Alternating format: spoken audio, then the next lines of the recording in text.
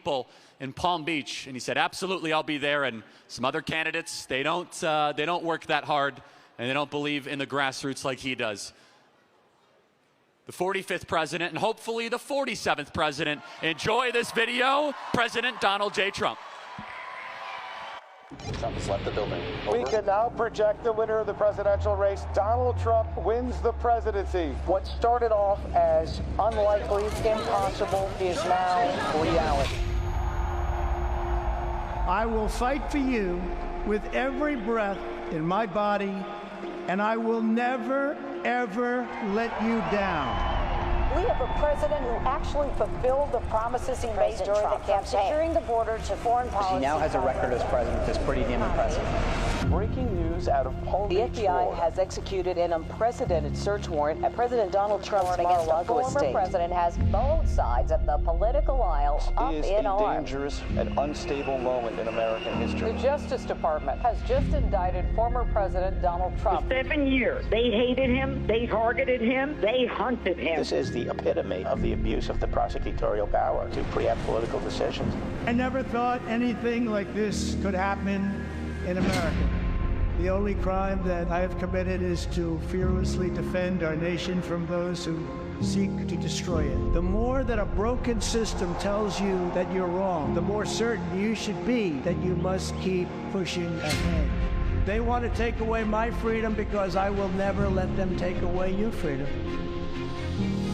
They want to silence me because I will never let them silence you. They're not coming after me, they're coming after you, and I just happen to be standing in their way, and I will never be moving. On November 5th, 2024, justice will be done. We will take back our country, and we will make America great again. America will always rise to every challenge and overcome every danger.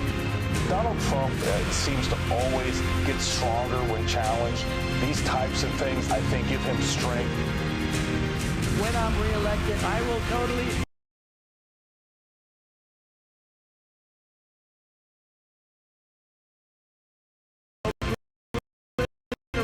the deep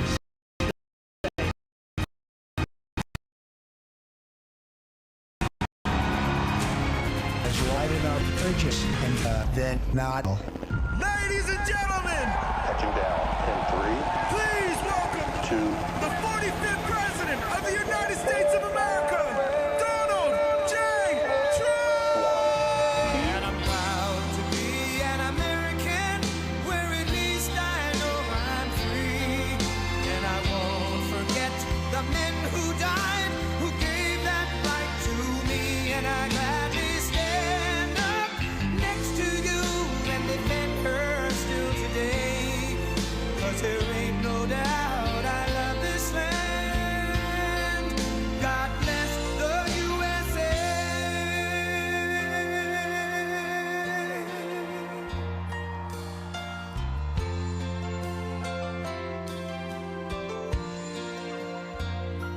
From the lakes of Minnesota to the hills of Tennessee, across the plains of Texas, from sea to shining sea, from Detroit down to Houston and New York to LA, where there's pride in every American heart, and it's time we stand and say that I'm proud to be an American, where at least I know I'm free. And I won't forget the men who died, who gave that right to me. And I gladly stand up next to you and defend her still today. 'Cause there ain't no doubt I love this land.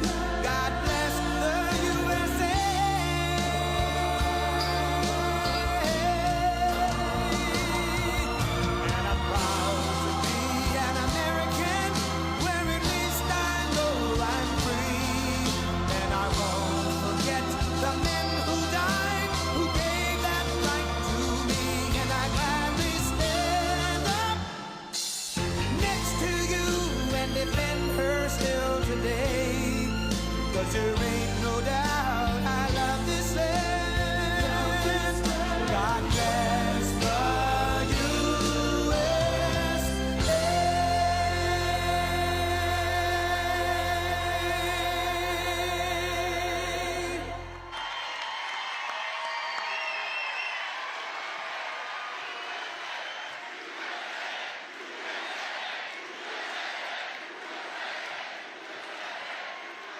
Well, thank you very much, and thank you very much to Charlie. I'm thrilled to be back with the proud young conservative patriots of Turning Point Action and Turning Point USA. And I want to thank our good friend Charlie Kirk for everything that he's done to build Turning Point. It's incredible what he's done in a very short period of time into one of the most powerful grassroots organizations in the entire nation. It's really, timing couldn't be better. Do you agree with that? His newest project for mobilizing early voters will be a difference maker in the next election, and it's going to make it a much more difficult job to cheat, because we're going to swamp them. You know, when you start swamping them. But they cheat. They'll do anything they can because they don't have policies. Open borders, no voter ID, high taxes, high interest rates. The only way they win is by cheating. We're also delighted to be joined by Representatives Matt Gaetz. Where's Matt Gaetz? I love Matt Gaetz. Where is he? He's great. Thank you, Matt. Thank you, Matt. Oh, I'm glad you stayed, Matt. I'd be very disappointed. Now, he's a great gentleman and a brave man, too, I will tell you that. Ana Paulina Luna. Ana, thank you. Very great job. I watched those speeches. Another man that is going places, and he's going places fast. Spectacular person, friend of mine, Byron Donalds. Byron. Thank you, Byron. I can't miss him. Big and strong. A man running as a candidate, Republican candidate. I think he's going to do very well, too. A state that we won by a lot twice, and that's the state of Ohio. We love Ohio, and we love Bernie Moreno. Bernie, where are you, Bernie? Bernie Moreno. Bernie, I hear you're doing well. A man who's gone through hell, but he's kept going, and he's smart, and he's strong, and people love him. Not everybody, but people love him and respect him. Roger Stone. Where's Roger Stone?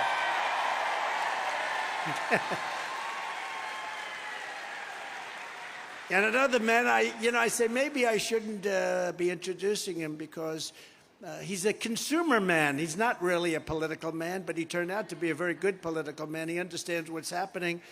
And every time I introduce him, he gets a tremendous applause. Mike Lindell. Mike. Good, Mike. He never lets us down. And speaking of fighters, this is a true fighter. This is a real fighter. This is not a fighter with the lips, the mouth, the teeth. This is the real deal. He's a champion fighter at UFC. He's got a huge fight coming up, one of the biggest. I don't know how the hell they do it, 400, 500 shots to the head. And he's smarter than hell. I mean, how does that work? But he's here with us, champion Colby Covington. Where's Colby? Now, if I ever saw him on the street, I'd say I could take him. But it would be over fast. It would not, if I was trying to impress somebody, it would not be impressive. Colby, thank you and good luck with the fight. We'll try and be there. Great. Thank you very much, Colby. One of the greatest, he has no idea I'm doing this, but that's okay. Because he likes to keep his life private. He's one of the greatest businessmen in America, anywhere in the world, actually. What he's done is unthinkable, unbelievable. He took Marvel from a little company, bought it out of bankruptcy, and made it into one of the biggest, most powerful movie companies anywhere in the world. One of the largest owners of Disney stock. I don't think he's thrilled with the woke Disney, but I read today where they're going the other way now. That's good. But his name is Ike Perlmutter, and he's a spectacular man. Just spectacular. Where's Ike? Where is he? Got to be around here someplace. He wants no adulation either. He just loves working and employing lots of people. But he's done many, many companies, and he's been one of the most successful businessmen on the planet. 16 months from now, each of you will vote in the most important election of your lifetimes. This will be the most important election. With your country, your freedom, and your future on the line, we are in trouble. This country is in trouble. The election will decide whether your generation inherits a fascist country or a free country, whether you will have a rule of tyrants or the rule of law, whether Marxist radicals burn our civilization to the ground, which they're looking to do, or young patriots like you propel America to glorious new heights greater than ever before. Side by side, we're going to fight and we're going to win. We have no choice, actually.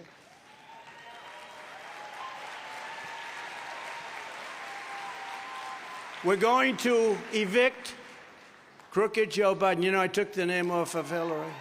You know that, right? Everybody here knows that. It was crooked Hillary. I was very successful. But I think she's out of it now. But no, I thought it was more appropriate because he's crooked as you can get. This is the most dishonest president in history. And I wouldn't have said it. You know, I have pride in the presidency and respect for the presidency. I wouldn't have said it.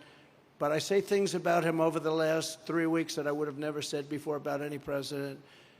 He is a corrupt, horrible, incompetent man, and he's destroying our country, and we have to have it changed. And with God's help, we're going to save America on November 5th, 2024. And when I said originally in 2016, it's the most important election, I meant it. This is far more important. This is far more important because our country is ready to go down, ready to go possibly into World War III. And this won't be a war like others. This will be a nuclear war, and the level of destruction, it's called obliteration. It's not two army tanks going back and forth shooting at each other. This is big stuff, and we have a man who's grossly incompetent, who doesn't even know where he is, who can't put two sentences together. And this is the man that's telling us what we're going to be doing. Under Biden, hope and opportunity for young people, so many young people here, are being utterly extinguished. In the Biden economy, 1/3 of Gen Z and millennials have no savings accounts and no saving whatsoever. They have nothing. They have nothing.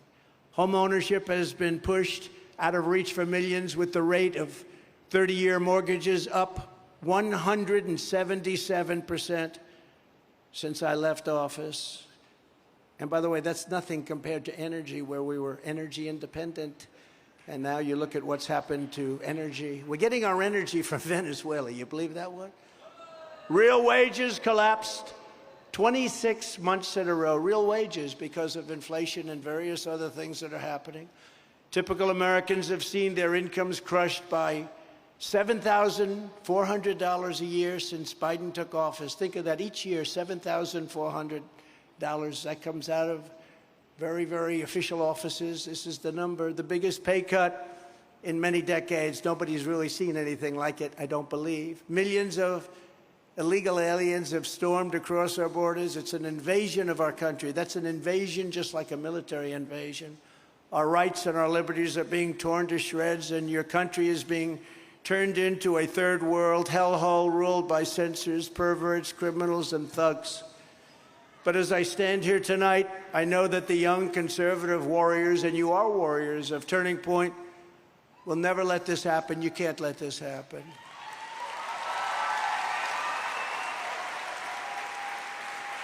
Every day you defend our values, and you never yield, and you never will yield to the radical left. That's why you are the ones who are going to take back America. You are the ones who are going to make America great again.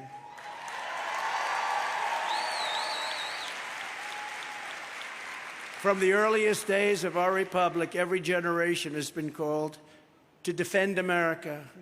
You always have that defend, but people say it not with the bravado that they say it now, because now they really mean it. We're in big trouble. Today, the greatest threat is not from the outside. The greatest threat is the sick, sinister, and evil forces trying to destroy our nation from within. If you have the right leadership, China's not a problem.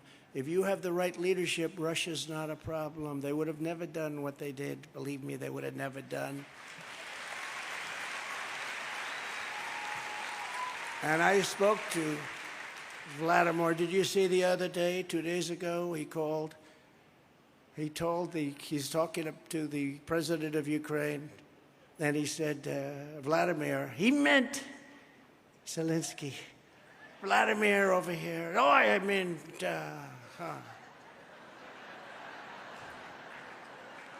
That was one of the good days, too. Vladimir, I'd like to thank you for being here. Oh. Actually, he didn't know he made a mistake. They had to tell him.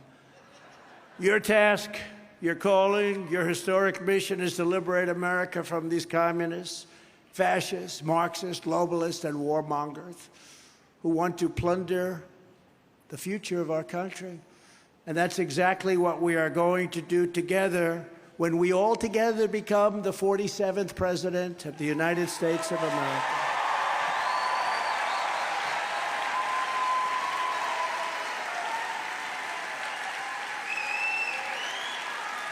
Thank you very much.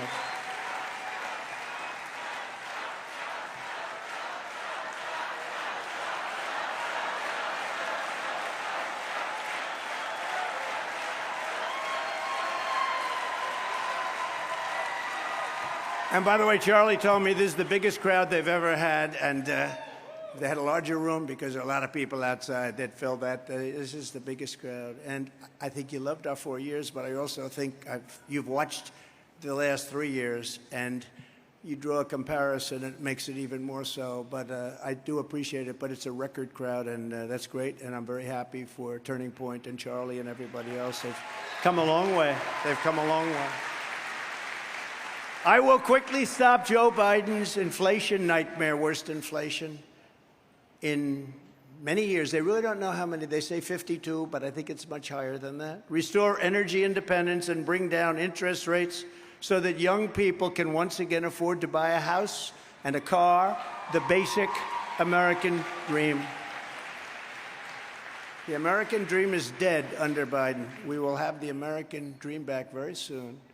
We will rapidly rebuild the greatest economy in the history of the world. We had that. You know, we did it twice. I did it the first time, and then we had COVID come in, a gift from China. And that came in, and when I gave it up, we had a rigged election. And when I gave up the reins, so to speak, we had the stock market was higher than it was before COVID came. The day before COVID came, and we had a higher stock market, despite the hell that the whole world had to go through because of what came out of the Wuhan labs. And I used to say that, the Wuhan labs, they used to censor me. They used to say, oh, that's terrible. It turned out to be we were right. We were right about a lot of things. We're right about almost everything, maybe everything. But we'll do that once again. After 50 years of leftist domination of the universities, I will take bold action to reclaim our colleges from the communist left.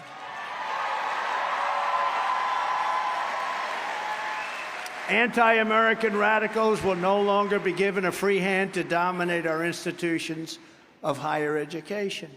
Using my leverage, and it's a tremendous leverage, and I used it before very well. You know, we put penalties on them if they wouldn't let conservatives or anybody speak. Big, big penalties. All of a sudden, everybody was invited to speak. I don't know if anybody knows that, but you sort of felt it. But it was very good. But it was somewhat artificial because they were doing it because they would have had huge monetary penalties. But at least we were getting the word out. Everybody should be able to speak.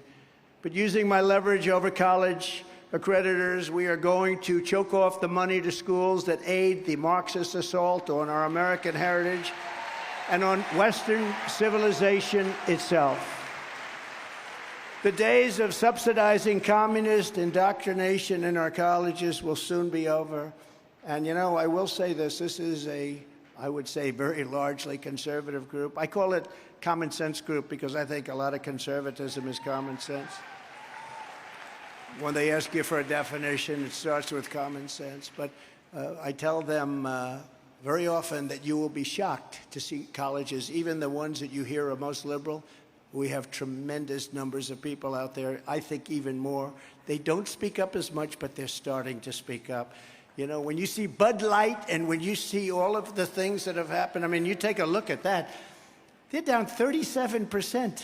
The company is, nobody's ever seen it. And you know, the radical left has always used that. They've used their buying power. They'd sort of name a company and go after a company. We've never done it. That just happened by osmosis, actually, but it's also happening. I heard Target mentioned today and various others. And we have tremendous power to make sure that our country goes down the right tracks. We're going to smash the Marxist diversity, equity, and inclusion bureaucracies that are driving up tuition costs and sticking you with crushing debt. And for any universities that want federal student loan dollars, we will also require them to offer real job placement and career services, as well as options for accelerated and low-cost degrees. These institutions have gone up. The pricing has gone up more than just about any industry. You look at their costs, and they drive them up because the federal government gives loans to everybody, so it's more expensive, but somebody has to pay back that loan, except under Biden, but the Supreme Court decided that that wasn't going to happen. My administration will strictly enforce last month's landmark Supreme Court decision to move our country forward with a merit-based system of education. In other words, if you get great marks and if you've worked hard and you did all of the things, you're going to get into that college. Somebody with half of the energy and the marks and all of the things necessary to get in. That's what we have to have. We have to have our absolute most brilliant people. This is such a competitive world. We have to have our most brilliant people going to the most brilliant schools and universities. And now that's what we have. These are some of the things that we've done for this country, and they are big. And a lot of them people didn't think would happen. And if colleges persist in continuing to violate your civil rights, we will have their endowments severely taxed and fined, and a portion of the seized funds used as restitution for the victims of these racist practices. They're really racist practices. In addition, I want to close the Department of Education and move education back to the states where it belongs and where parents have total control of their children's lives. That's a big thing. You know, we have the worst education system just about in the world. We spend more per student by double and triple than any other country, and yet we're ranked at the bottom of the list. Like out of a group of 40 nations, we're 38, 39, and yet we're double and triple per pupil the cost. We're going to move it back to the states, let the states. We'll have a little tiny little, just to make sure they're teaching everybody English, you know, a little bit of guide. We want to make sure they're teaching English, but a little tiny coordination, but not much. Like how about an office the size of this podium, one person? Nevada, you got to do a little bit better. No, we're going to do a job. We're going to do a job, and we're going to have great education. And, you know, it's much more pinpointed this way also, and the parents can be much more involved. It's not this big bureaucracy. And then we'll be able to sell all those buildings that are occupied right now for so much money. So much money. Pay off debt. Pay off a lot of the debt, and we have plenty of it. Under my leadership, we will bring back free speech in America. Just last week, we've had some amazing rulings, you know that. Just last week, in a historic ruling, a brilliant federal judge ordered the Biden administration to cease and desist from their illegal and unconstitutional censorship in collusion with social media. In other words, the election was rigged. That's just another way of saying, that's just another way of saying it. You can say stuffing the ballots, and we have that too. We have everything you can have, but that's another way of saying, in fact, they did a report, some of the great pollsters, Fabrizio and McLaughlin and some of the great ones, and they said anywhere from 10 to 17 points difference because of what they were allowed to do. So that was a rigged election in so many different ways. A lot of this is just coming to light. If you saw the FBI Twitter, if you saw what happened with Facebook, DOJ, Terrible, terrible thing. If we don't have free elections and great elections and honest elections where everybody believes in the election, and we don't have strong borders, we don't have a country. And we're going to bring our country back. We're going to take our country back. Under the next Trump administration, the censorship industrial complex will be defunded, dismantled, and destroyed. We're going to destroy it 100%.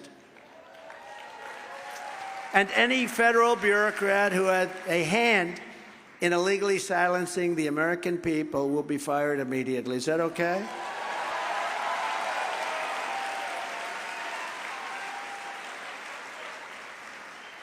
This is just the start of what we will do for America's young people. We have to do it for the young people because the young people want to have a great country as they get older. They want to have a great country for their children and their grandchildren. It's no surprise that we're very big in the polls, very, very big. We have been like a rocket ship. It's been very nice to watch. I'm pleased to report that I heard you weren't too happy with this particular network, Fox.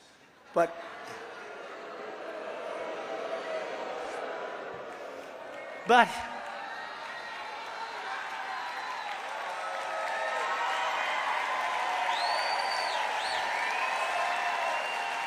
now I was watching. Now, I understand you exactly, but not exactly friendly. But in the Fox poll that was just released, which makes it even bigger if you think about it, we lead the field by 50 points among young voters. Think of that. With Trump at 64% and a gentleman named Ron DeSanctimonious at 14%. He's at 14%. And I don't know why he's not here this couple of days, but he should be here. He should be here representing himself. In this week's Morning Consult poll of voters nationwide, it's Trump 56%, DeSantis at 17%.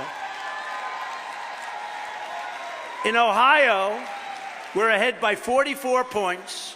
In Tennessee, we're up by 49 points. In New Hampshire, we have a great team, and we love those people. We lead by 37 points. And when asked who's the best to improve the economy, it's Trump by 54-18 in Iowa, 55-11 in New Hampshire, 59-12 in South Carolina, and 65-10 in Nevada. Kobe, that's where Kobe comes from. You hear that, Kobe? So they have plenty of money to pay you when you win your fights, which you always seem to do.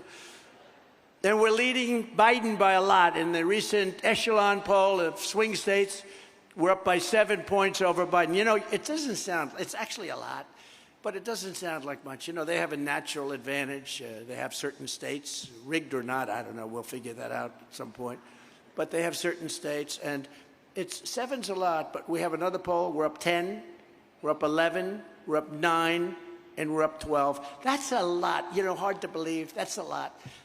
You'd almost say, who the hell would vote for this guy? The whole thing is such a mess. But they have a natural constituency. What can I tell you? You know who the constituency is. And a lot of that constituency, like unions as an example, a lot of them are voting for us. Maybe the top guy who's a natural taken care of by the Democrats. But I'll tell you, those unions are voting for us. And a lot of people that traditionally don't vote Republican, they're just fed up. You know, they're Democrats, but you have a lot of great people that love our country. They want to make our country great again. They want to make America great again. They're going to vote for us. We had a big turnover and a big crossover in 2016. We have it now, too. We had it in 2020. Actually, we had it much more in 2020. We got a hell of a lot more votes than we did in 2016. And by the way, in the brand new Florida Atlantic poll, good poll, Atlantic University, we are totally dominating DeSantis right here in the state of Florida. So we want him to get home and take care of insurance because you have the highest insurance in the nation. And the bill that they passed made it very good for the insurance company. All the money that he's using, which now is stopped because all of the people that were supporting him, they're saying, hey, wait a minute, you're down by 57 points. You know, they may like him or they may not. But they don't want somebody that's down 57 points, and you know they're not stupid people; they're smart people. fact, all of a sudden I'm getting calls from people. They're saying, you know, sir, I just called to say hello. I said, I thought you were a DeSantis follower. He goes, no, not at all. That was a false report. All right. It was never that close, by the way. It was never that close, but it was at 21, 22 points. That's a lot different than 50 and 60 points. But running for a hopeless cause is election. It should be used to support the party winning against crooked Joe Biden in November 2024. We got to fight together. We have to all get together and we have to fight. I watched some of those interviews given by Tucker yesterday. Tucker's terrific, and I watched some of the interviews, and I'll tell you, it wasn't a pretty picture. If you watched them, they were bad. I hope you didn't watch, because it would like life-ending, career-threatening for those people. Some of them, I won't tell you who, but some of them were really bad. Now is the time. Yeah, when a guy gets, he's polling at one. One guy actually was, I'm sure it was a typo. Probably it was because so many people vote illegally, so it probably wasn't a typo. He's at 0 with an arrow pointing left. And I say, how the hell does that happen, Matt Gaetz? How does that happen? And you know what happens? It's 0. That's because you have more than one voter. So, you know, you have a family that votes 19 times instead of 2 times. Now is the time when Republicans should be using those funds to build a state-of-the-art vote-gathering operation to swamp the Democrats' cheating and ballot harvesting. Instead, DeSanctimonious and his establishment handlers are wasting such precious time and resources to divide the party. They're dividing the party. Although he's dropping so quickly, he's probably not going to be in second place much longer. I wonder who he's going to be. Maybe it's Vivek. Vivek. Could be. Could be. He's doing well. Right when we should be uniting against the unprecedented weaponization of law enforcement by crooked Joe Biden and the communist left. So I took the name Crooked away from Hillary, and we gave her a new name. Beautiful. I call beautiful. It's just so beautiful. But I took it away because I don't believe in the same name for 2 people. I don't like that. And I've never done this before. You know, I have it, and you have to live with that name for the rest of your life. I'll go over the different names, but I won't, because many of them are now friends of mine, okay? But I took the name Crooked off, and I gave it to Joe Biden because he's so corrupt, okay? So I just think it was better than Sleepy Joe. I came up with Sleepy Joe. Maybe he was less sleepy than we thought. As you know, Biden recently ordered his top political opponent, I think that happens to be me, indicted and arrested right in the middle of a presidential election that Biden is losing very badly. This is a continuation of the greatest witch hunt of all time, which has been fully exposed in the Durham report, the IG report, by Inspector General Horowitz, who did a fantastic report, and by great writers, journalists, and pundits all over the world, like John Solomon, Lee Smith, Greg Jarrett, Sarah Carter, and so many others. And I have to tell you, they don't get Pulitzers for this, but if you look at people like Sean Hannity, right? Sean Hannity and Laura Ingraham has been really good. And I'll tell you what, Tucker Carlson. I used to say, for me, I used to say Tucker's a solid 6 out of 10. But the last year and a half, he was a 10. That's probably why they canned him, right? He was a 10. Now he's been great. Jesse Waters and Megyn Kelly. She was the one that gave me that terrible question where I said only Rosie O'Donnell. Thank God I came up with that. I would have been, because she had plenty of other names going. I didn't like that. The place went crazy. Nobody ever heard the other names, so I considered that a very good answer. But that was a hell of a question. But she has been all, and she's been great. And by the way, not to me. She's been great for the country. She wants our country to survive, so it's not for me. Greg Kelly over at Newsmax. The Newsmax people have been really, really terrific. Newsmax has been terrific. Pete Hegseth is great. Rachel Duffy has been great. Will has been great. They have a terrific show. You know, not all of Fox is bad, I mean, I tell you. But there is an attitudinal, right? It's attitudinal. Get Biden to say that, okay? But there's so many others at many different outlets now. They're seeing it, and even people that weren't necessarily with us, they see that we were right, that our country's going to hell in a handbasket, and they want to have a country. They want to have a great country. The primary purpose of what they're doing is also very simple, and it's never been done in this country anywhere near like is happening now. It's called election interference. It's a form of cheating. You know, it's going to be hard for them to cheat the way they cheated when they used COVID to win an election.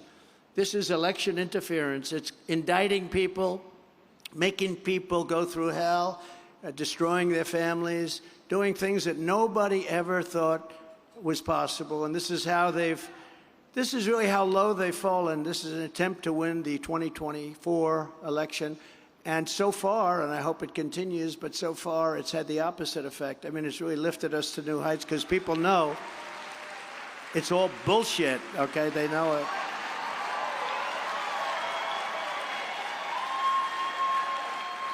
They rigged the presidential election of 2020. We're not going to allow them to rig the presidential election of 2024. And Charlie and all of the people at Turning Point, I know, are going to be very active in the election, very, very active, and they're not going to let it happen. And he's going to be almost, you could say, in charge of certain states that we won by a lot, and they just, what they did was so terrible to this country. The only thing I can say is we've now seen how bad it is, how bad their policies are. So in one way, that's the only way, but in one way, we're showing the world, we're showing the country how bad they are. Open borders, how stupid is open borders. All of these things that they've done to destroy our country so we can actually be more effective in the next 4 years because of it, because it's so bad what they've done. Charging a former president of the United States under the Espionage Act of 1917. This is meant for developing a nuclear weapon in your basement. Is one of the most outrageous and vicious legal theories ever put forward in an American court of law. It's considered one of the meanest, most vicious acts. It's a very, very unfair and horrible act that was passed in 1917, and for many, many years in Congress, they've been trying to get rid of it because it's so heinous, it's so horrible. And by the way, Biden has 1,850 boxes of documents. Many of them are classified, and he's not allowing them to see it. University of Delaware. He's got boxes in Chinatown, D.C., Chinatown. He's got boxes at Penn, the Penn Center, where China gives tens of millions of dollars a year and where he makes a lot of money. And he's got boxes under his Corvette on his garage floor with a garage door that you can cut open with a scissor. We know those doors. You lift them up. They advertise them. You lift it up with one hand. This is the protection. And where Hunter lives, I believe that's where Hunter lives. And these are documents. Now, why hasn't he been charged under this act? Why hasn't he? It's probably 30 times the number of documents. And I had the protection. It's not the protection, it's the law, but I had the protection of the Presidential Records Act. And they don't. It's never been used. This act, this heinous, horrible act, has never been used before for this, anything like this. But it shows you how nasty and horrible this administration is. These are nasty, horrible people. The espionage, think of that, the word espionage. The other is called the Presidential Records. That's what it is. It tells you exactly what you have to do. And basically it says the president makes the determination. And it's a civil act. It's not a criminal act. It's a civil act. And it only pertains to the president. So it wouldn't pertain to Biden because he wasn't president when he took all those documents. But why isn't he, think of it, why isn't he charged with espionage? It's really, we have a two-tier, but the people of the country will not stand for it. Under the Presidential Records Act, again, not a civil, this is civil, not a criminal law. It had every right. As president, you have every right to have these documents, personal belongings, and whatever else there is. Joe Biden didn't have the right. Mike Pence, and let's let him go. He had a couple of documents. Let's let him go. Let's let him go. But he didn't have the right either because he wasn't president. It only pertains to the president. They were not covered by the Presidential Records Act, but these scoundrels and thugs, they all come after Trump. Let's go after Trump. You know why? Because we're leading. If we were down in the polls, or if I was not running, if I was in a nice location somewhere getting a beautiful suntan saying, isn't this a beautiful world? But I'm fighting for you, that's all I'm doing. What a life. But I enjoy it. Because we created, prior to COVID coming in, and then what we did to get it back was incredible, but prior to COVID coming in, created the greatest country ever in history. We had never, African American, Hispanic American, Asian American, women, men, people with no diploma, people #1 in their class at Harvard, Wharton, MIT, the best schools. Everybody had a job. And even people on the left were calling me, let's get together. Success can bring the country together. We had the greatest success. That was the most successful period in the history of our country. And when people ask me, you know, because we talk about the left, we talk Marxist, or we talk all this, you know, do you notice how many people, and they're on my side, so I don't want, but do you notice I started using the Marxist and all of fascist. I've started putting in certain words into my talks and speeches. Do you notice how many people are now using those words? I noticed coming into the plane, everyone's talking about the Marxists. We've got to stop the Marxists and the fascists, but I don't care if I'm copied because they're right. We got to stop them because they're bad. But I will tell you, during this period of time, I was getting calls from people that we would consider to be Marxists and fascists and others, people that you would not believe, and they wanted to get together. They had never seen anything like it. Everybody was working. We were energy dominant, really. We were getting ready to be, we were going to sell energy to Europe and to all parts of the world. We were at a level that we've never seen. We had $1.87 gasoline. We had everything going. I had Anwar approved. Even Ronald's friend and some of our people, Roger, as an example, big fan of Ronald Reagan, but he tried to get it done. Anwar couldn't get it done. The Bushes, of course, couldn't get it done.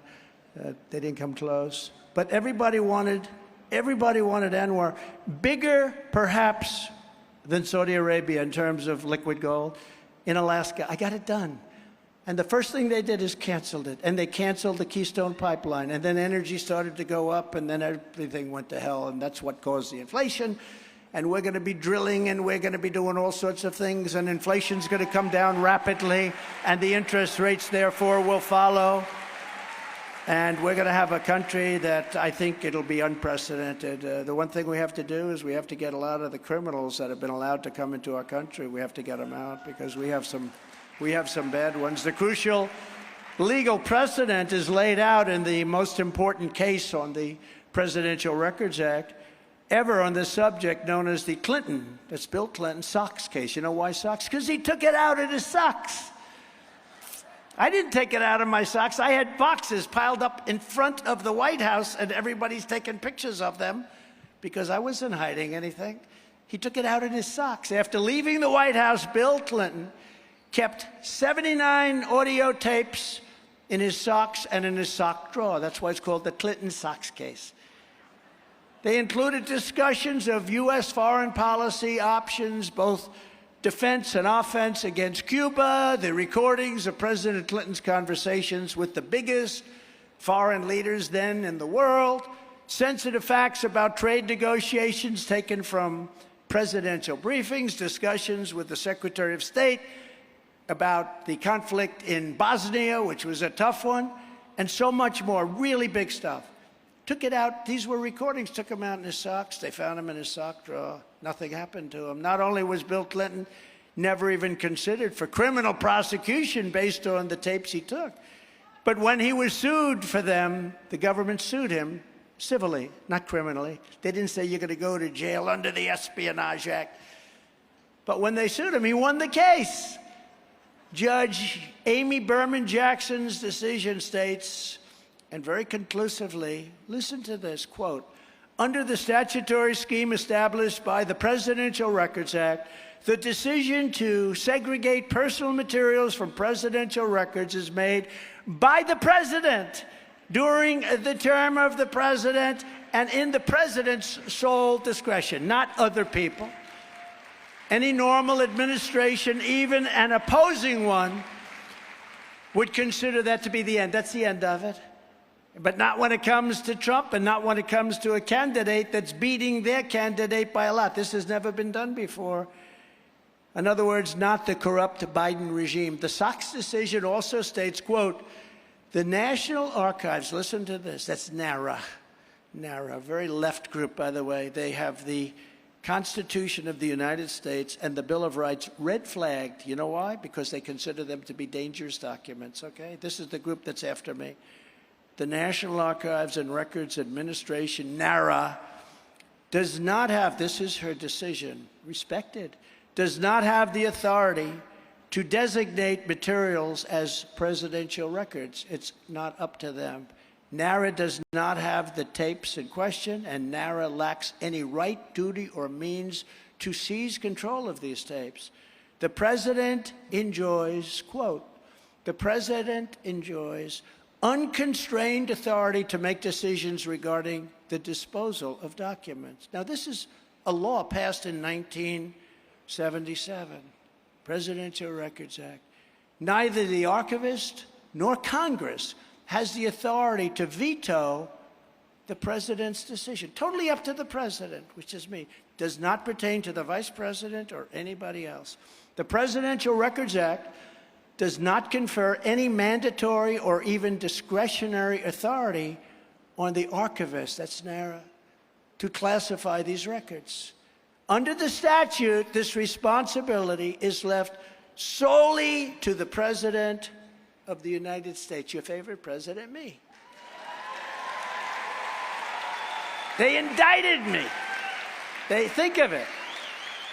You don't have to be a lawyer to understand those words. That's very as simple as it gets. They indicted me.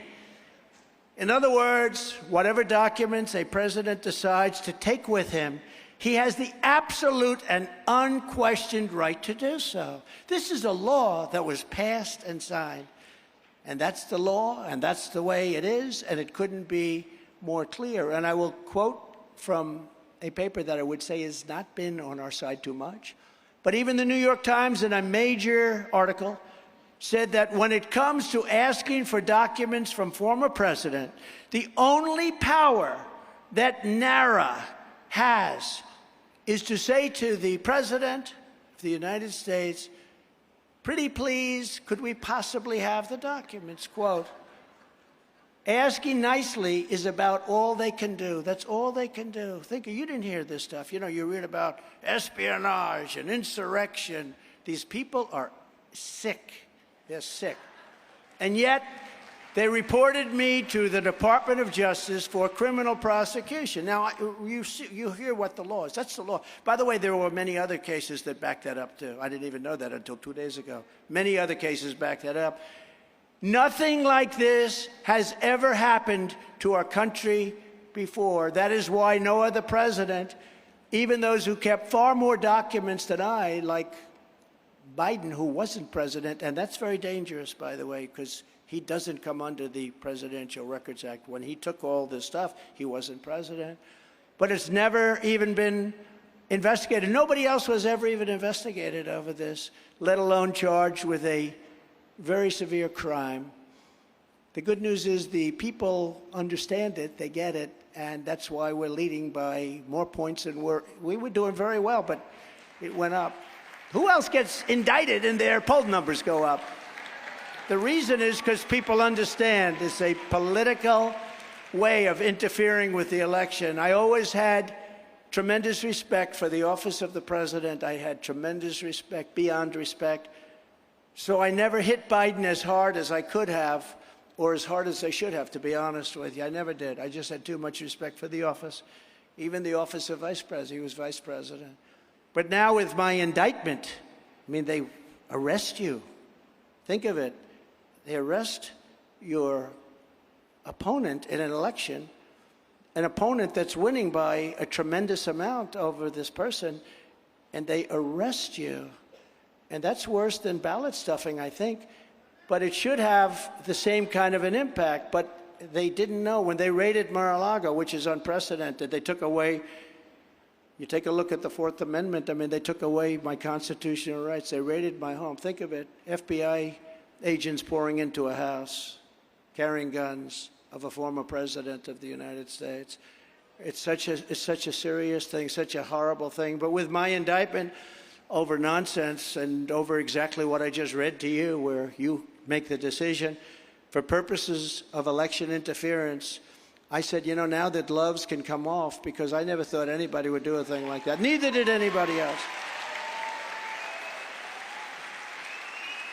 So we'd be rough, politically rough, but we would never like this, because I would never have said this, even though it's true. But I don't think I could have said it before. But now it's very easy to say Biden is the most corrupt president in the history of our country by far. Every time the radical left Democrats, Marxists, communists, and fascists indict me, I consider it to be a great badge of honor and courage. I'm doing it for you. I'm being indicted for you. Better me than you, right? Just sitting there saying, hey, I'd rather have it. We love our president. Let them indict him. We don't want to be indicted. And I believe the you is more than 200 million people that love our country, far more than 200 million. Meanwhile, as we've been persecuted for 7 years, because this didn't just start with the boxes. I call it the boxes hoax. It's a hoax. But this didn't start with boxes. This started 7 years ago when we came down the escalator. Your great First Lady, future First Lady, at the time. And despite having done nothing wrong, the White House just announced they've dropped the investigation into the West Wing cocaine scandal of just a few days. Think of it. They have cocaine going into the White House. They've got more cameras than any building probably in the world. It's opposite the Situation Room. I said it the other day, first time, you know, Situation Room, know it very well. Probably the most important room anywhere in the world. That's where war is decided, where nuclear is decided, where everything is decided. They say, oh, gee, we didn't have any cameras. Like hell they didn't. By the way, at Mar-a-Lago, which is not the Situation Room, we had tapes, and we handed over all our tapes, gladly handed them over. Take a look. And then they say, oh, there's somebody walking around with a box. Well, he's allowed to do that. But think of this. We had tapes, and we handed them over. Well, they said they don't have tapes. They don't happen to have it. This investigation, and that's a big deal, the cocaine. The cocaine by itself is a big deal, but it could have been other things. It could have been a dangerous weapon, so to speak, a bioweapon. But they ended it in just literally a few days. Now, I've been under investigation from really 2015, from the day I announced. From the day I came down the escalator, and actually when you think about it, from before that, because there was a poll that was taken where I was leading before. They said if he ever runs, he's going to win. And, you know, people did tend to know me. That's when I had a nice, easy life. What I do for you, you have no idea. I had such an easy life. I had such a good life. I had a great life.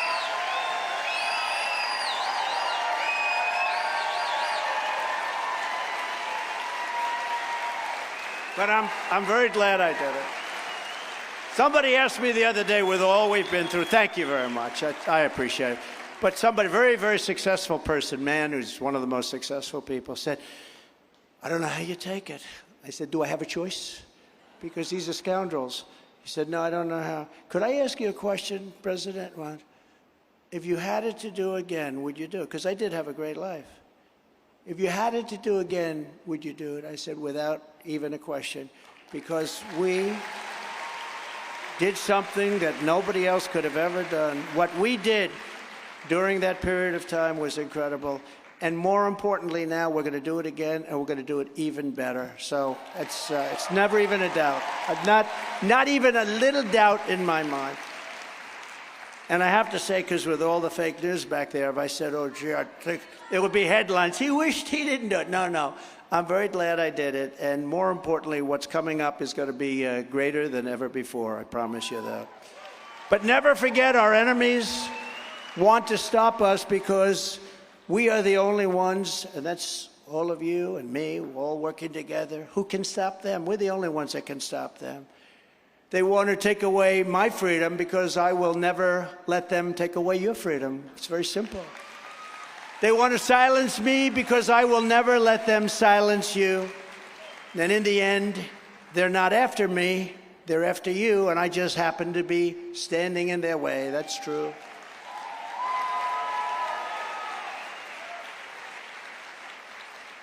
But I was starting to say a little while ago that if I were, instead of leading by 30, 40, or 50 points or whatever, a lot, if I were, I noticed Megyn, I saw her a little while coming in, it's on the television, and I was watching, she was great, and she said, you can't beat him, he's got like a 40 or 50 point lead.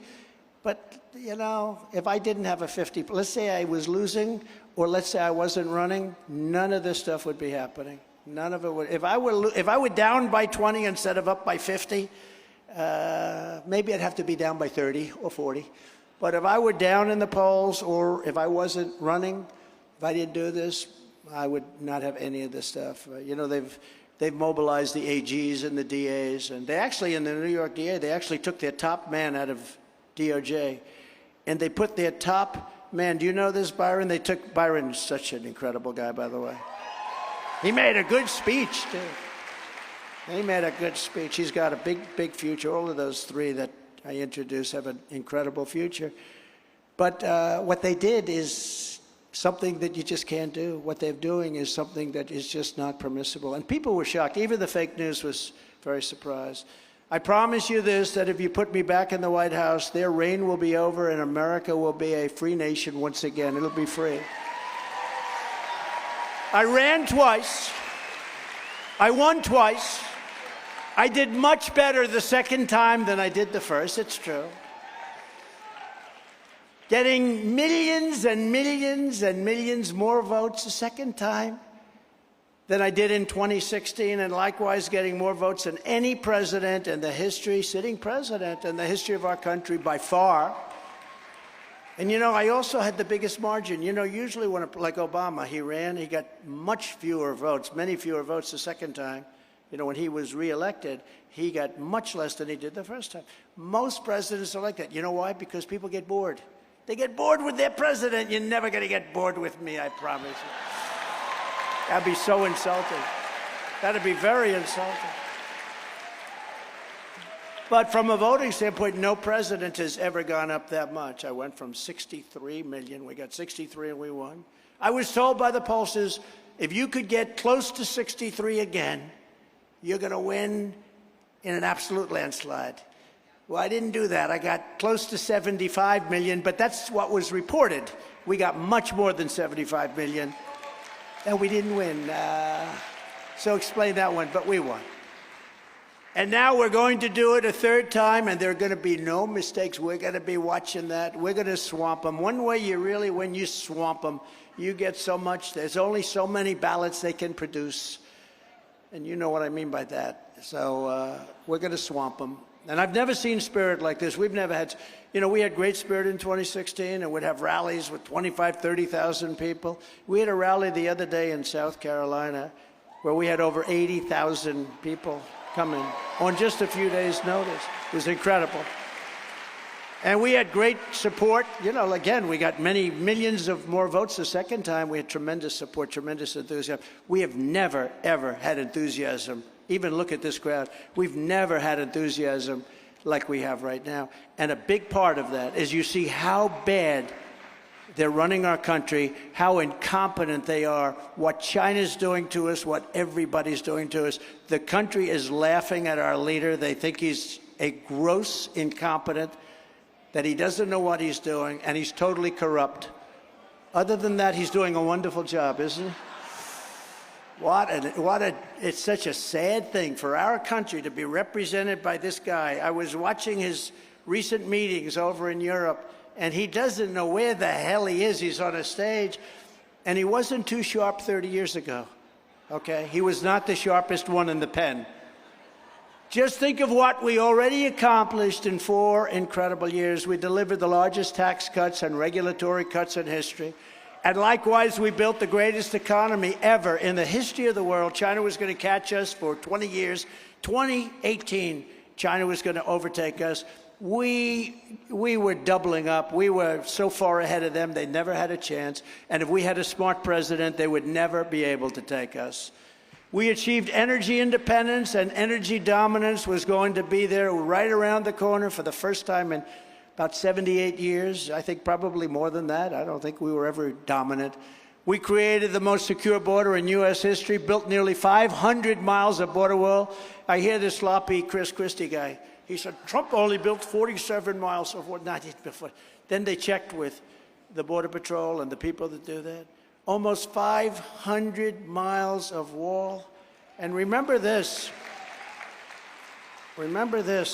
I said Mexico is going to pay for it some way. They gave us 28,000 soldiers free of charge. That's more than any wall. That's more.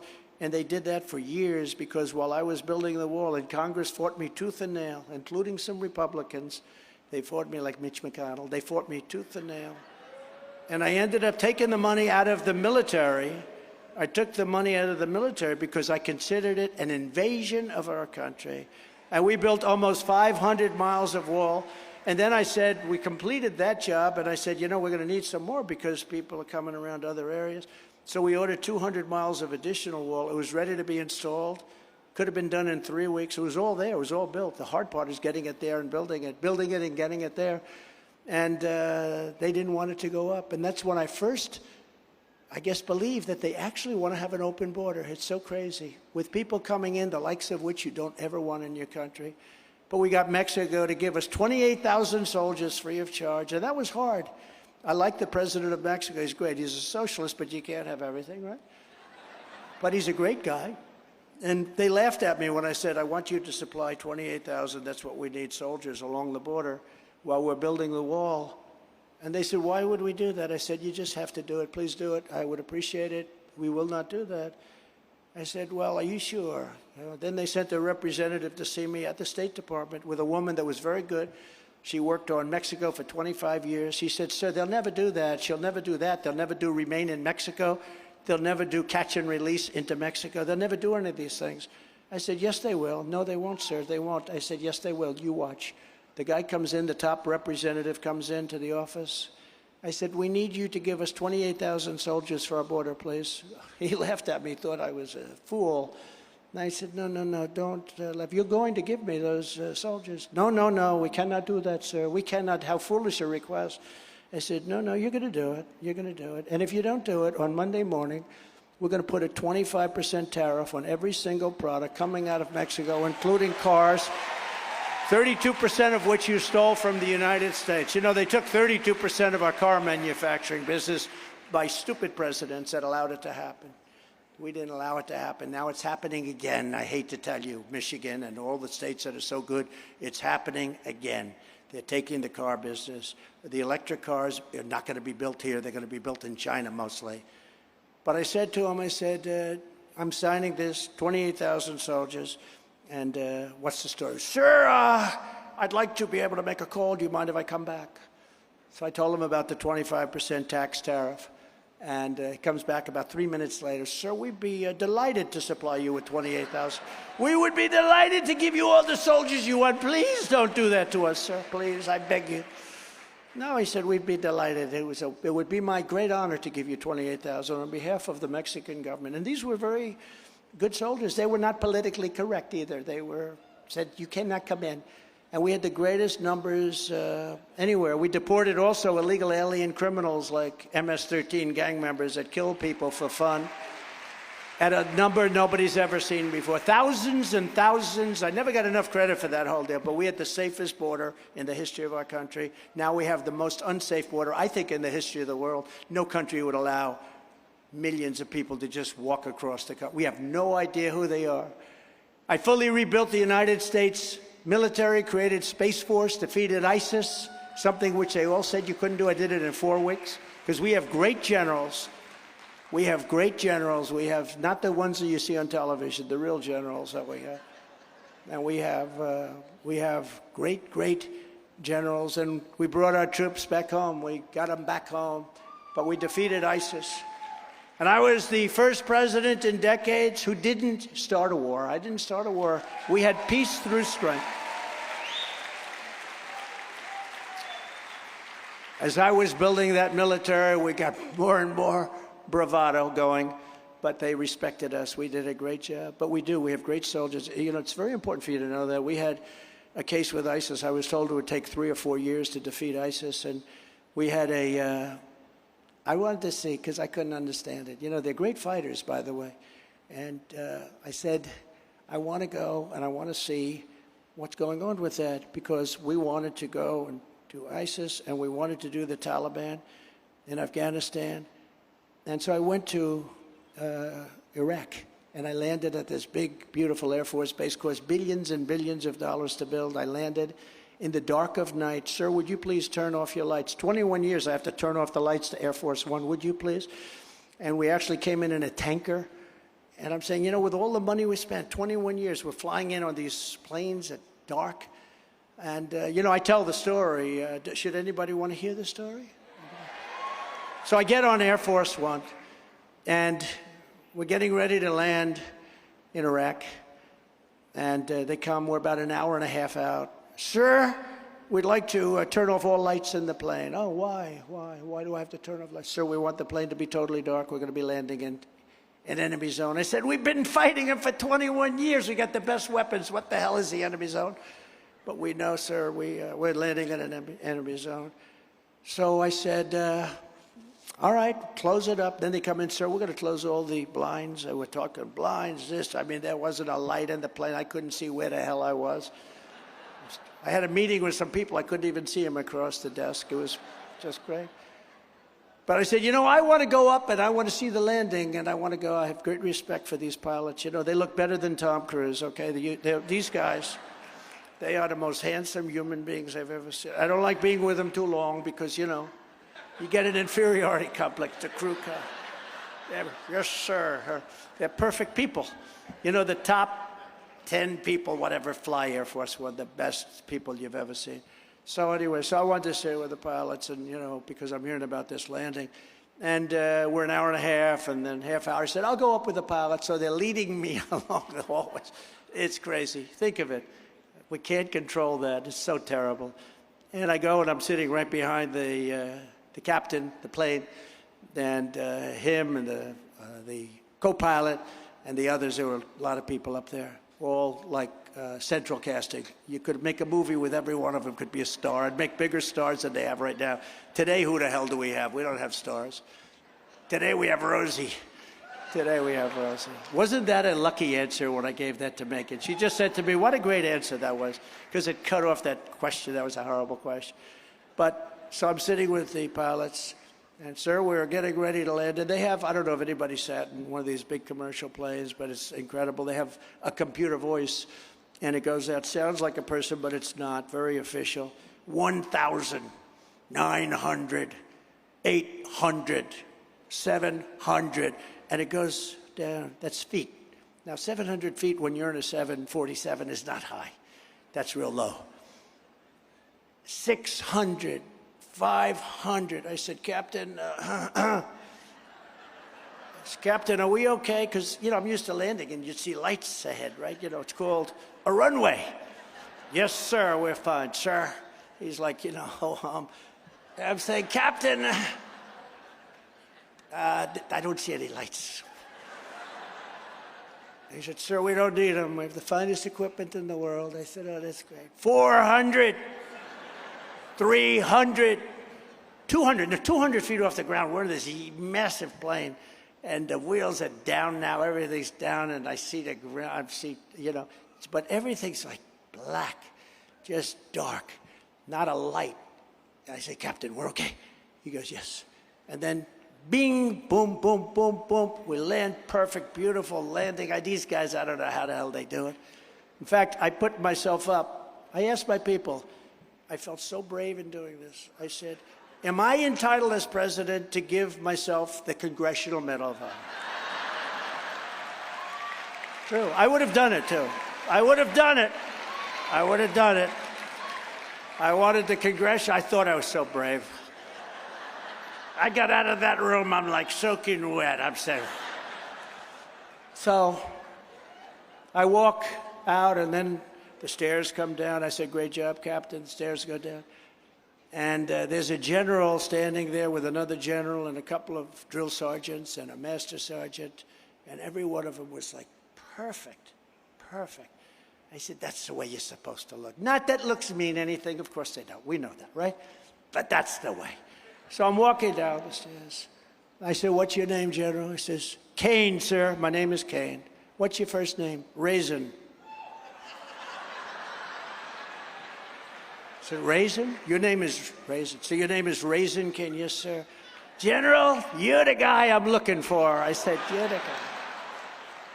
Then he introduced me to the other general, handsome guy. Then a couple of sergeants, they were great. One of them, drill sergeants, he would have been great in the movies, playing a drill sergeant. And we went to him, sir, would you like to rest for a while, or we could meet you tomorrow? I said, rest? I've been on the plane for 20 hours.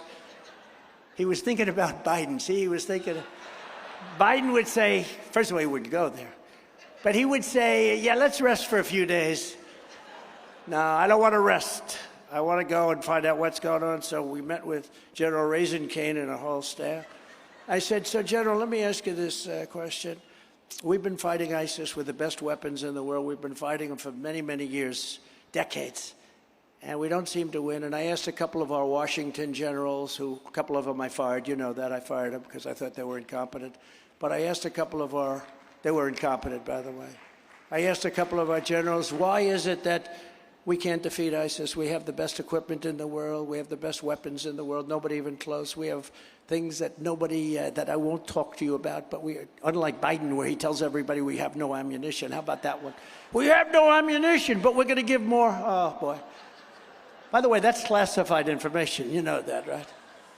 I wonder if they're going to prosecute him for that. What a stupid thing to say, though, if you're running, you know. What a stupid thing to say you have no ammunition. So I said, so General, they're telling me it would take years to defeat ISIS, and they're not sure they can do it. What do you think? Sir, we can have it done in 3 weeks. This is Raisin Kane. I said, General, explain that, please. Well, sir, when we were here, we only attacked from this base, and this base is very far away. By the time we got there, we had to come back. But we have many satellite bases, and we have other bases in the area.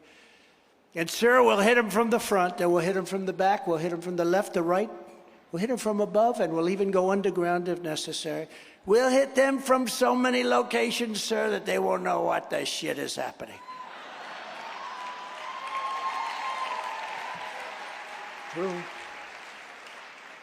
And I said, how sure are you of that? He said, sir, 3 weeks, maybe 4, but you'll have time left over. Now, you have to understand, I was told in Washington this thing would take years and years. We've been fighting it for years and years. That's why I went to Iraq, to find out, why can't we win? Why can't we do this? Why can't we defeat ISIS? Okay? The ISIS caliphate.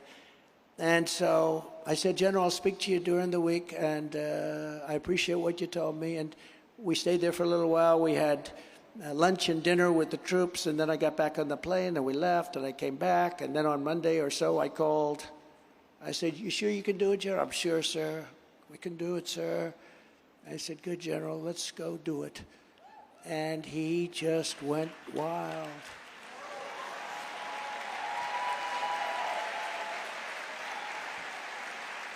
And then they said, called him up. I said, I heard you're making great progress. Yes, sir, we're going to have time left over. I told you that, sir. I said, so what's the status? Well, we have them all cornered now. We have a lot of them cornered now. I would like the approval to take them out. I said, you know, these are human lives you're talking about. No, sir. They're scum, sir. They're scum. They kill our people. They kill a lot of people. They kill their own people. They're bad people, sir. And, I mean, again, you know, I'm telling you this story because we have a great military. Because you hear these buffoons, they can't get out of Afghanistan. They take our military out first. They leave 13 dead soldiers, and what they don't tell you is how many were horrifically wounded, their face, their arms blown off. And these are incompetent people. I didn't lose one soldier in 18 months in Afghanistan. Not one. So I said to him, so General, what do you want to do? Take them out, sir. Just give me the order. I don't know, General. How about surrender? Do you think they'll surrender, sir? They don't know what that means. They don't know what a white flag is, sir. They don't surrender. You know what I'll tell you, General? Fly over them a few times with those big, beautiful X-16s. The F-16s, they're very scary. I said, just go fly over them, and maybe you'll get them to surrender. They won't surrender, sir, but I'm going to do that. So a couple of days later, he said, sir, we flew over them, and they're not doing anything other than they want to fight. And I said, then what you have to do is you have to do what you have to do. And he did his job. And I'll tell you what, we defeated 100% of the ISIS caliphate. And I said, now you can come home. Come home, General, come home. I tell you that story because it's important for you to know our military is great. We just have incompetent leadership, grossly incompetent.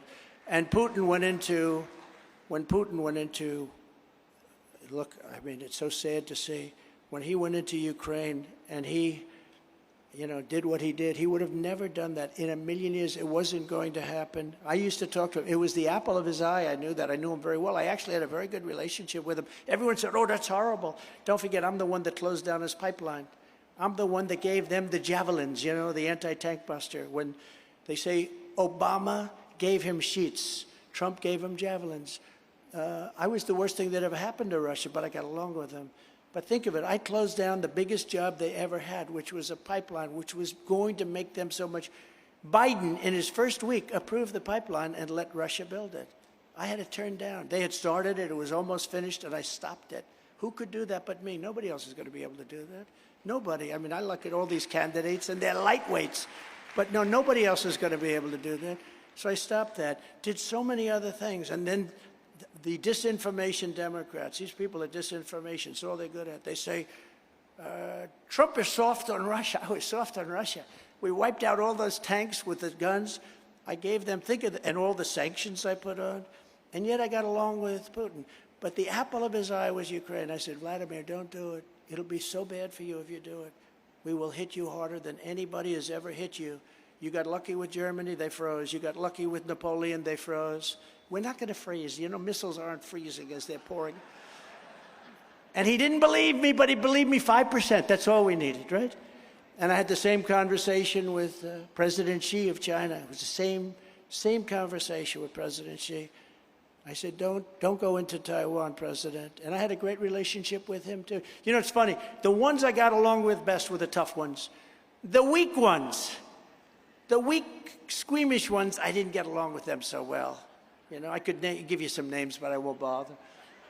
But the tough ones, Kim Jong, he's going, please give us. Kim Jong-un, I got along with.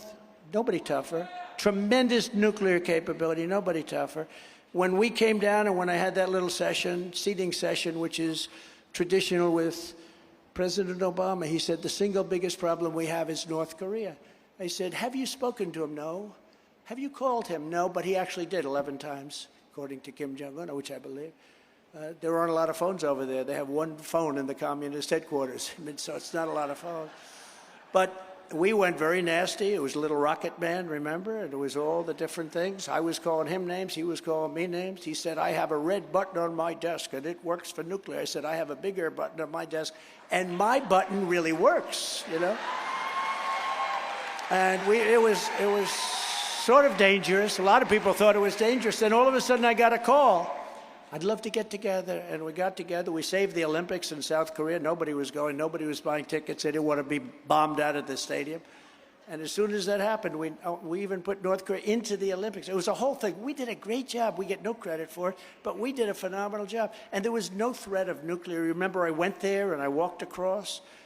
Secret Service and all of the people said, please don't walk into North Korea, but I did. I walked into it, and boy, there were a lot of guns pointed at me, I'll tell you. But we did, and we got along with them great. And we would have had a deal with them had the election not changed. We would have had a deal with Iran. Iran was dying to make a deal because we had them cut off. I told China, if you buy any oil from Iran, you're not going to do any business with us. And they stopped buying oil. Everybody stopped.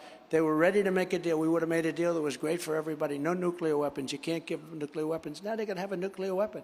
Now you have, think of this, China is building in Cuba. Okay, does anyone know that? They don't even talk about it. The fake news, they don't want to mention it because it's so bad. But China's building in Cuba. This is 90 miles off our coast, and nobody does. When I get in, they'll be gone within 48 hours. They will be. They will be. Can you imagine? When the Marxists toppled statues of our great heroes, I immediately signed an executive order stating that anybody who even lightly defaced a federal monument in Washington, remember they were going crazy, or statue would get 10 years in prison, no probation, no anything.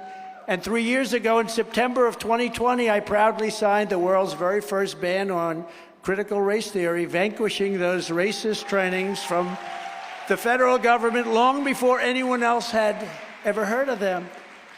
But all of that was only the beginning. With your support in 2024, we are going to put America first like never before, and we are going to finish the job that we so successfully started.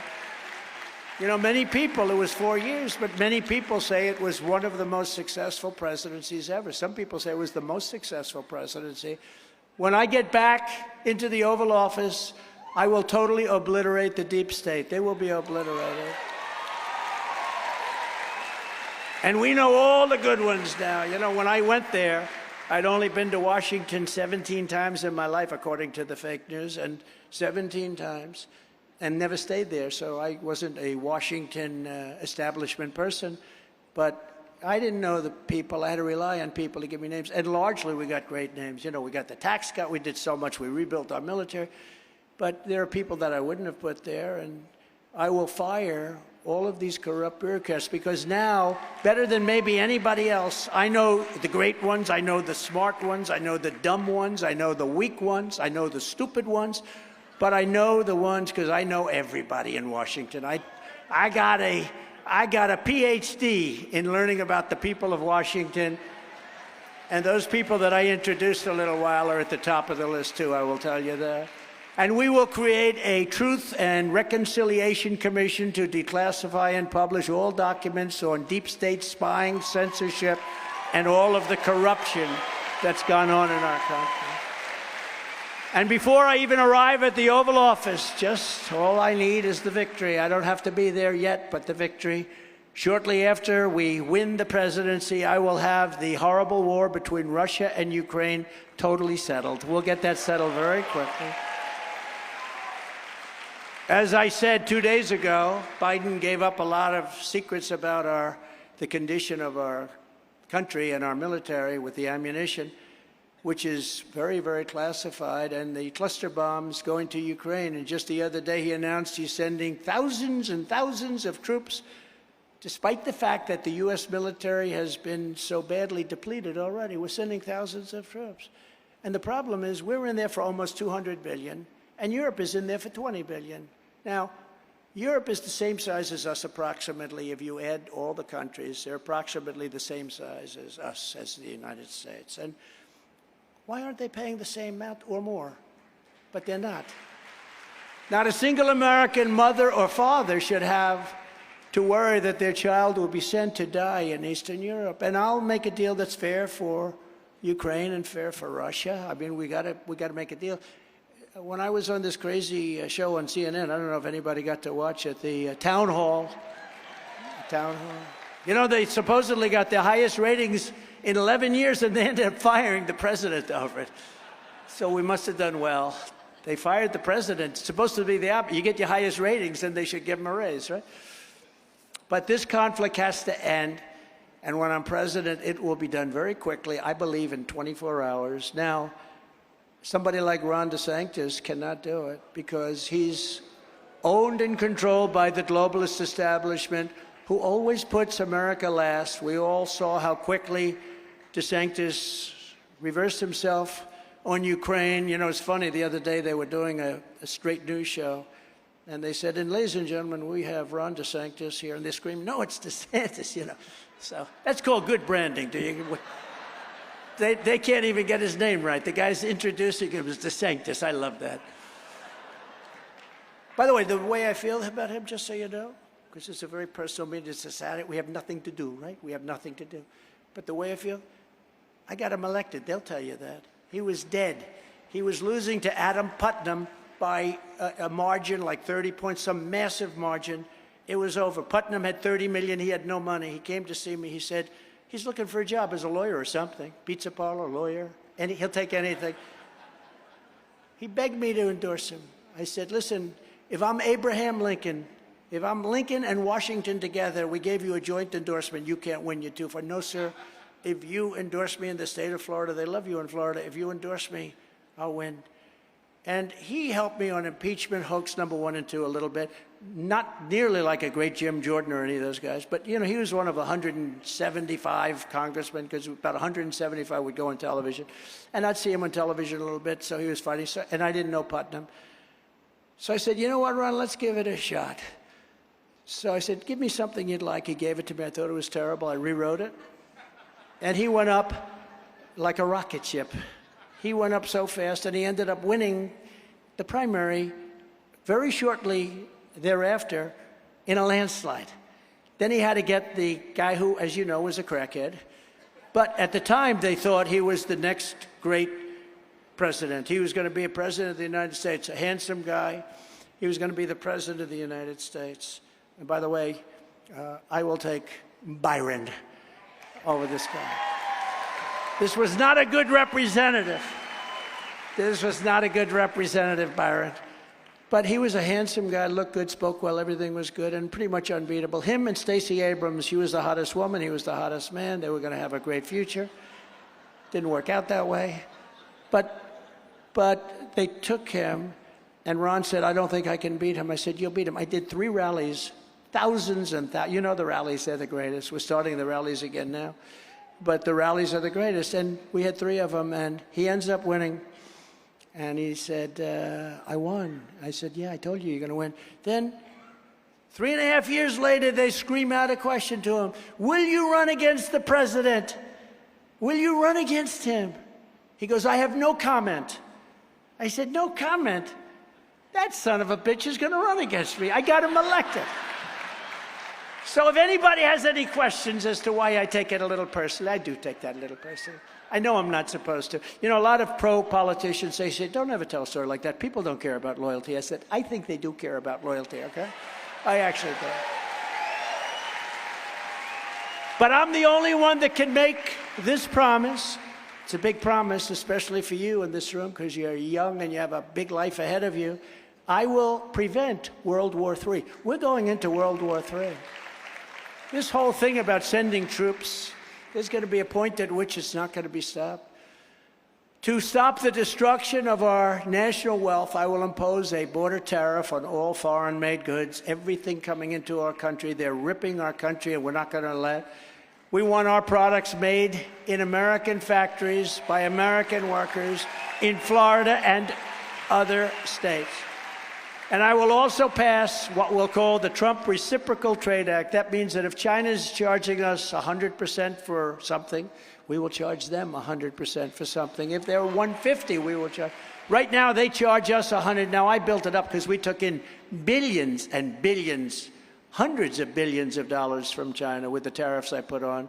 They want to take them off so badly, but they don't have the courage to do it because politically, I think it would be a disaster. But more importantly, financially for us, it would be a disaster. I saved the steel industry. The people that love me the most are the steel people because you wouldn't have a steel industry right now. So if we had a war against China, we'd have to get our steel from China. Does that work? I don't think so. We need some tanks. We need steel. Let's get it from China. No, we saved the steel industry. We will gain total independence from China, and we will hold the Chinese Communist Party accountable for unleashing the China virus upon the world. We will do that in some form, I will immediately terminate every open borders policy of the Biden administration. Under Biden, other countries are emptying out their prisons, insane asylums, mental institutions, and dumping everyone, including the most vicious terrorists in the world, right into the USA. I have something. Did anyone ever hear the snake? Should I do it? Because we're going to go long. You know, we're going to go a little long. That means you're going to miss your dinner. But I have a feeling you like this better. Do you like this? Should I do the snake? Should I? The snake You know, it's about 100 degrees out, so if we're outside, you'd say, no, please don't do this. But it's great. This was a great song written a long time ago, and we sort of recast it, but it's true. And it has to do with terrorism. We're allowing people to come in. They're going to destroy our country. We have to get them out. We have to take them out. So this has to do with the fact that people are coming into our country through our borders. Very sad and very terrible thing is happening, and many of these people are very bad. On her work, and this is, who's heard this, by the way, just before? Who's heard this? That's pretty good. It's amazing how few, because they do it, but I think it's pretty terrific. On her way to work one morning, down the path along the lake, a tender-hearted woman saw a poor, half-frozen snake. Her pretty colored skin had been all frosted with the dew. Poor thing, she cried, I'll take you in, and I'll take care of you. Take me in, O tender woman, take me in for heaven's sake. Take me in, O tender woman, sighed the vicious snake. She wrapped him up all cozy in a comforter of silk and laid him by her fireside with some honey and some milk. She hurried home from work that night, and as soon as she arrived, she found the pretty snake she'd taken in had been revived. Take me in, O tender woman, take me in for heaven's sake. Take me in, O tender woman, sighed the vicious snake. She clutched him to her bosom. You're so beautiful, she cried. But if I hadn't brought you in by now, you truly would have died. She stroked his pretty skin again and kissed and held him tight. But instead of saying, thank you, ma'am, the snake gave her a vicious bite. Take me in, O tender woman, take me in for heaven's sake. Take me in, O tender woman, sighed the vicious snake. I saved you, cried the woman, and you've bitten me, but why? You know your bite is poisonous, and now I'm going to die. Shut up, silly woman, said the reptile with a grin. You knew damn well I was a snake before you took me in. That's the end. That's the end. The snake. And that's what we're doing. We're taking in people that are very, very dangerous people. We're allowing them to come in, and they're being sent in here by the millions and millions and millions. Following the Eisenhower model, we will use all necessary state, local, federal, and military resources to carry out the largest domestic deportation operation in American history. I will use Title 42, which they ended, to end the child trafficking crisis by returning all trafficked children to their families in their home countries immediately. And to further deter illegal immigration, I will sign a day one executive order ending automatic citizenship for the children of illegal aliens, which brings all of those family members in with them. As the horrific riots in France have proved, we must also redouble our efforts to ensure that anyone who comes to America shares our values and assimilates into our culture. We want people who can love our country and cherish our country. Under the Trump administration, we imposed extreme vetting and put on a powerful travel ban to keep radical Islamic terrorists and jihadists out of our country, and with great success. You know that. You didn't see anything about that for 4 years, did you? And you would have seen a lot of it. When I return to office, the travel ban is coming back even bigger and much stronger than before. The United States will not be condemned for the same fate as countries like France, which are truly going through hell right now. I will also order our government to deny entry to all communists and Marxists as required by law. Our bigger problems is getting the ones that we have here out. The ones that got elected to office, we got some bad people. Shifty Schiff and these people are sick people. They're bad people. They're liars and bad people. And I believe they hate our country. Our Democrat-run cities are more dangerous now than they ever have been in history. Crime has risen 100, 200, and even 300%. It is out of control with no end in sight. Just a few months ago, A savage illegal alien criminal in Texas with 4 prior deportations walked into his neighbor's house and executed an 8-year-old boy and an 18-year-old man and 3 innocent women, 2 of whom died immediately, along with a 6-week-old baby and a 3-year-old girl. This all took place in a very short period of time. The same week, an illegal alien in the sanctuary state of California went on a multi-day killing rampage, stabbing to death a 50-year-old man, a 20-year-old college student, and attempted to murder a 64-year-old woman. In the Bronx 2 weeks ago, a savage criminal previously convicted of attempted murder went into the streets and sprayed a hail of bullets into a crowd, one of them hitting a precious 5-year-old girl while she was riding her father's car. In Washington, D.C., on the 4th of July, Washington, D.C., so beautiful and not beautiful anymore. I kept it beautiful. If I saw 1 tent or 2 tents or 3 tents as I was coming in from the airport, I'd have them taken down immediately because I knew that you'd have 100 tents and 1,000 tents if you don't do it. But you should see Washington, D.C. right now. In Washington, D.C. on the 4th of July, 9 people were viciously shot in a single drive-by shooting that targeted an Independence Day celebration, including a 9-year-old child. It's about time for the federal government to take over Washington, D.C. and run it properly, run it with sense, run it strongly, and end the crime. Washington, D.C., crime has become a crime capital of the world. Our national capital is not being taken care of the way it should be. We have to take care of it. We have to cherish it. We have to love it. And if we don't do that, it's very, very sad. You take a look at the numbers. People don't want to come in anymore. You have tents all over. The sidewalks smell.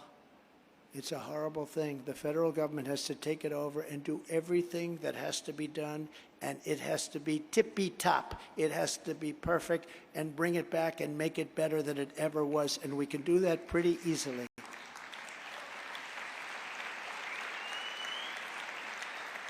Because the people that are running it don't have a clue, or they do have a clue and they don't want to see it good, but it is really bad.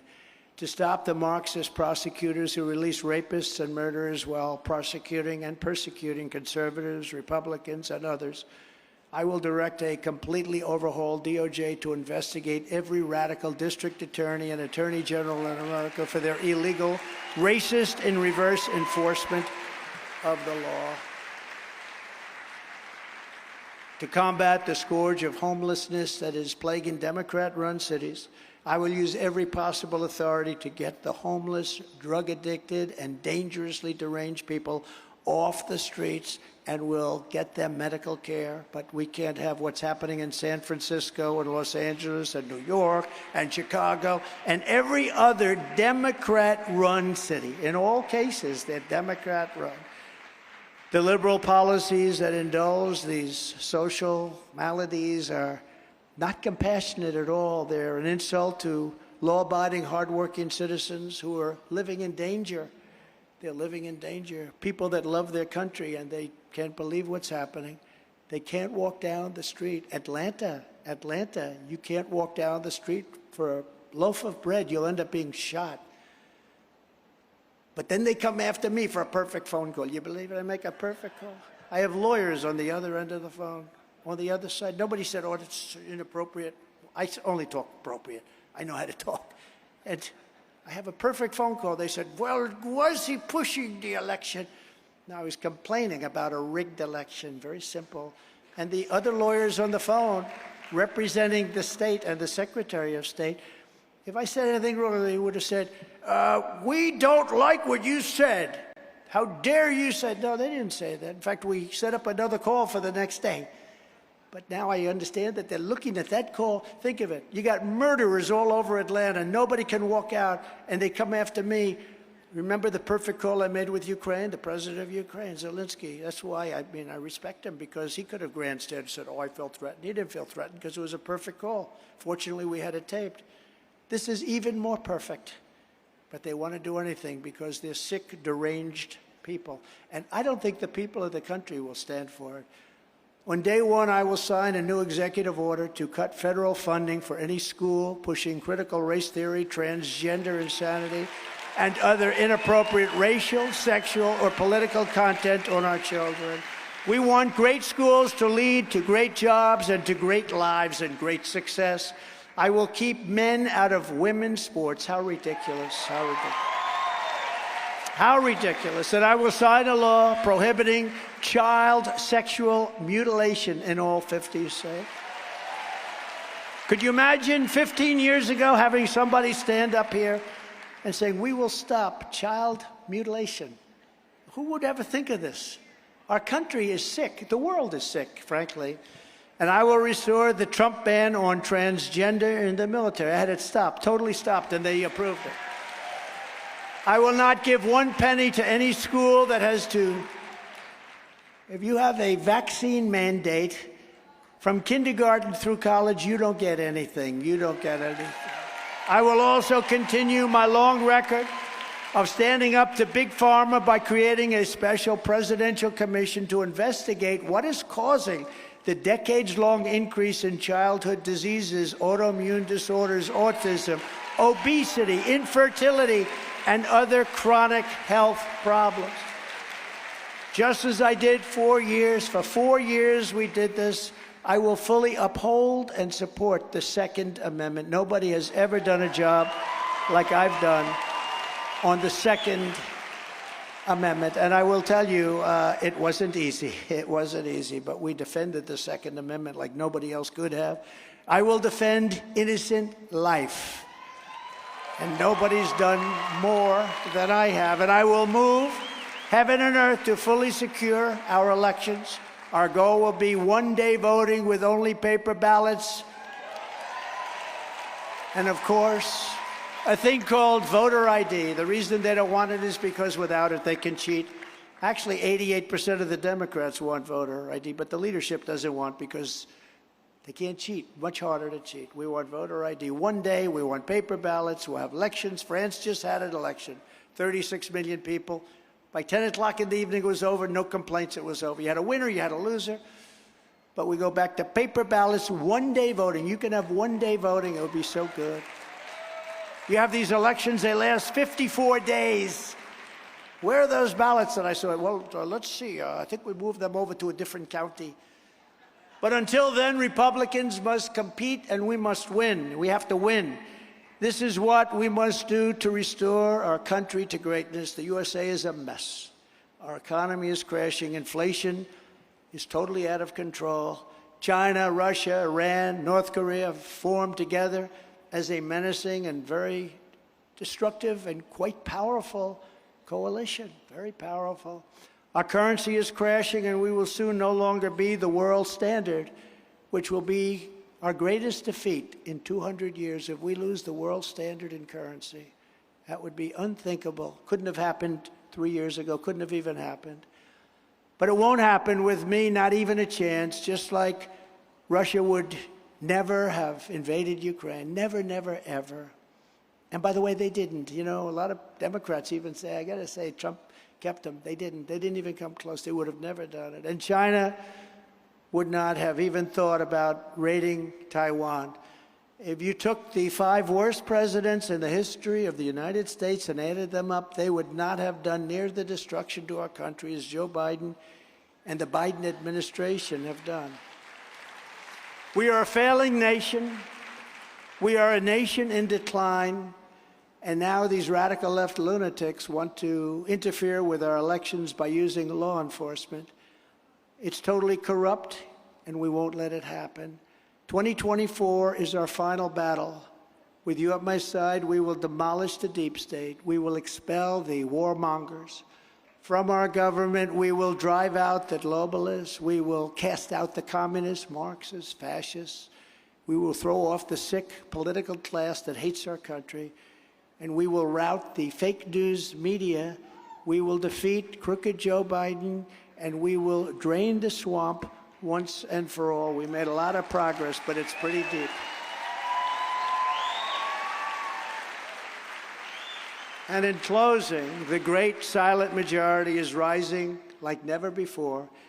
And under our leadership, the forgotten man and woman will be forgotten no longer. With your help, your love, your vote, we will put America first. We will make America great again. Thank you very much. Thank you, Turning Point. And God bless you all. God bless you all. Thank you very much.